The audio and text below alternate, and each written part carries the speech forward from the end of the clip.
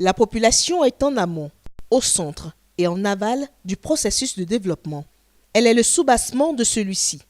De ce fait, il est primordial de prendre en compte tous les paramètres la constituant, les naissances, les décès, les émigrations et immigrations. Vu le caractère incontournable de la population, aucun pays ne peut faire des planifications stratégiques efficaces si les mouvements de ses constituants ne sont pas suivis.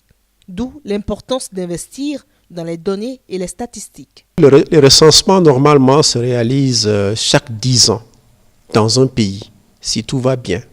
Par exemple, si je prends l'ensemble de nos pays africains où on continue à faire les recensements parce que le système d'état civil n'est pas parfait, cela veut dire qu'on n'a pas l'enregistrement de certains événements comme les naissances, les décès, les migrants, émigrés, immigrants et les mariages, etc. Ces phénomènes-là ne sont pas enregistrés de façon systématique. Donc, on n'a pas un registre de population digne de ce nom. Eh bien, les recensements sont importants. Mais ce qui est aussi important, c'est entre les deux recensements, il faut faire tout pour conduire les enquêtes qui permettent de voir l'évolution entre ces deux recensements et aussi de renseigner sur la thématique, les différentes thématiques pertinentes en fonction du développement vers lequel on s'est orienté. L'une des opérations indispensables pour collecter les données et statistiques se trouve être le recensement.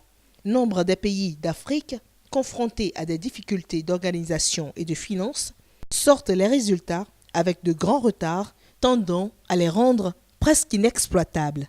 Dans la plupart des pays, on s'était mis d'accord que le recensement, pour que ça puisse servir l'œuvre du développement, doivent être conclus sur une période de 18 mois, toute proportion gardée, comme on fait avec les enquêtes. Et ça, c'était possible. Quand tout le monde s'investit et puis on met l'argent, je pense qu'il doit être fait pour servir la planification du développement, la mise en œuvre des cadres de développement. Donc pour cela, il faut qu'il soit produit à temps, et puis il faut qu'il soit de qualité, et puis il faut que les données soient analysées. Autrement, ça ne servira pas à grande chose. Si ça vient, par exemple, 5 ans après, donc elles deviendront obsolètes. De nos jours, avec la nouvelle technologie, mais c'est dans ce sens-là que l'on va. On peut même essayer d'accélérer le processus parce qu'avoir les données en temps réel, pourquoi pas.